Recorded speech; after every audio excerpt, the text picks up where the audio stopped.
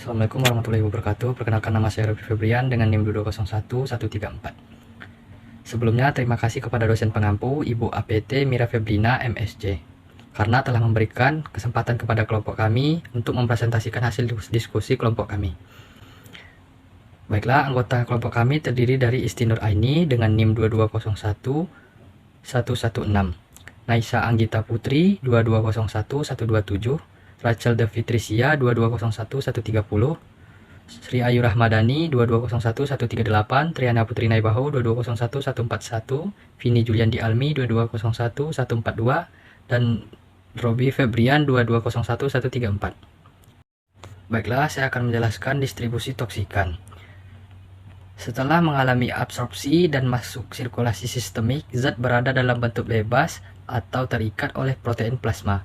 Jumlah obat yang berada dalam kondisi tidak terikat atau bebas akan menentukan kecepatan proses selanjutnya, yaitu distribusi, metabolisme, atau ekskresi.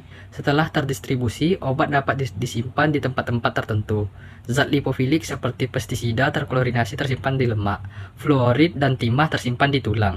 Distribusi toksikan. Distribusi xenobiotika di dalam tubuh umumnya melalui proses transport, yang mana dapat dikelompokkan ke dalam dua proses, yaitu konveksi atau transfer xenobiotika bersama aliran darah, dan transmembran atau transfer xenobiotika melewati membran biologis. Suatu toksikan melewati membran sel melalui 4 mekanisme. Yang pertama, difusi pasif lewat membran, yang kedua, filtrasi lewat berpori membran, dan ketiga, transfer dengan perantaraan carrier dan pencaplokan atau pinositosis.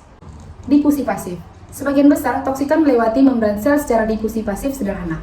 Laju difusi berhubungan langsung dengan perbedaan kadar yang dibatasi oleh membran itu dan daya larutnya dalam lipid. Tingkat ionisasi asam dan basa organik lemah bergantung pada pH medium.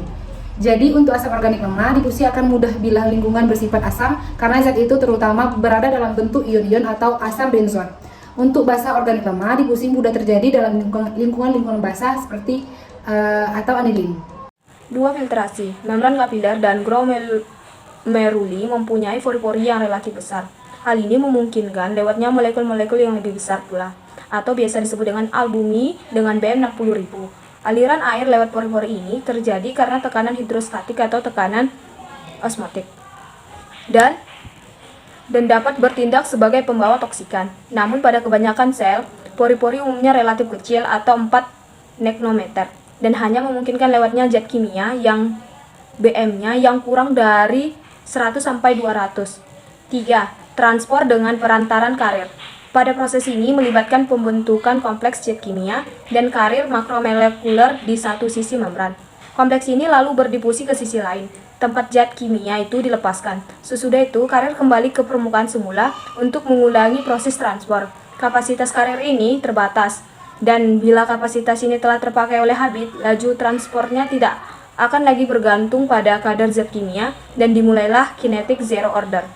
Yang keempat itu ada pencaplokan oleh sel, yang dimana sistem transport khusus semacam ini penting untuk menghilangkan partikel oleh alveoli dan menghilangkan racun tertentu dari darah oleh sistem retikuloendotelial. Kemudian secara keseluruhan, pelepasan xenobiotika dari cairan plasma menuju cairan intraseluler ditentukan berbagai faktor. Yang pertama itu ada faktor biologis, dan yang kedua ada faktor sifat molekul xenobiotika. Selanjutnya yaitu xenobiotika, di mana xenobiotika ini agar dapat ditransportasikan dari seluruh kapiler pembuluh darah menuju sel-sel pada jaringan tubuh haruslah melewati membran biologis, yaitu membran yang menyeliputi sel-sel dalam tubuh. Secara keseluruhan luas permukaan kapiler tubuh orang dewasa diperkirakan berkisaran antara 6.000 sampai 8.000 dengan panjang keseluruhannya yaitu sekitar 9.500.000. Itu metabolisme toksikan. Metabolisme racun dapat diartikan sebagai perubahan hayati atau biotransformasi zat kimia toksik menjadi sesuatu metabolit yang secara kimia berbeda dengan zat kimia induknya dalam diri makhluk hidup. Pada metabolisme, toksikan dalam tubuh manusia harus diperhatikan beberapa faktor seperti di bawah ini, yaitu yang pertama adanya bahan toksik, yang kedua pemakaian bahan toksik, yang ketiga selektivitas bahan toksik. Dalam proses metabolisme bahan toksik atau xenobiotik, yang perlu diamati adalah tingkat keracunan atau toksik tersebut dan kualitas serta kuantitas kerusakan yang disebabkan oleh bahan toksik tersebut. Selanjutnya, tempat metabolisme. Berlangsungnya metabolisme zat asing di dalam tubuh dapat terjadi di dalam hati, ginjal, usus, kulit, kelenjar kelamin, dan mungkin plasenta. Meskipun demikian, hati merupakan tempat metabolisme yang utama. Ini tidak mengherankan karena hati diantaranya berfungsi mengelola sistem pembuluh darah dan sistem parenkim hepatika. Baik, yang selanjutnya yaitu jalur metabolisme. Seperti yang kita ketahui, pada umumnya metabolisme xenobiotika biasanya digolongkan menjadi dua jenis, yaitu yang pertama metabolisme fase 1 dan metabolisme fase 2 atau biasa disebut dengan reaksi konjugasi. Faktor utama yang menentukan jalur metabolisme xenobiotika itu ialah struktur xenobiotikanya.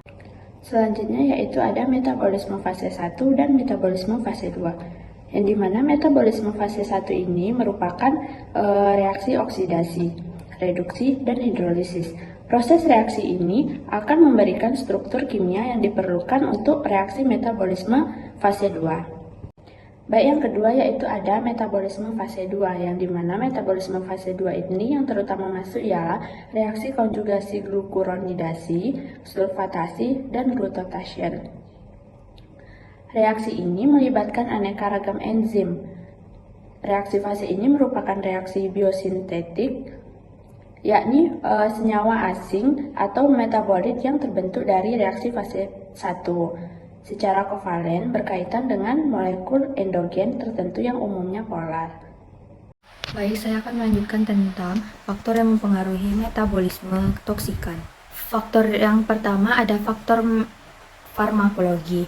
Faktor ini memungkinkan terjadinya peningkatan katoksikan xenobiotika. Makanan yang setiap hari dikonsumsi oleh manusia mungkin mengandung induktor atau inhibitor, maka dapat meningkatkan ketoksikan obat ataupun xenobiotika lain yang masuk dalam tubuh. Yang kedua ada faktor patologi. Faktor patologi ini tentunya berkaitan erat dengan aneka ragam penyakit yang dapat mengurangi aliran darah ke tempat metabolisme seperti kompilasi jantung, shock, dan hipotensi, atau yang berpengaruh langsung terhadap jaringan atau fungsi organ tempat metabolisme tersebut.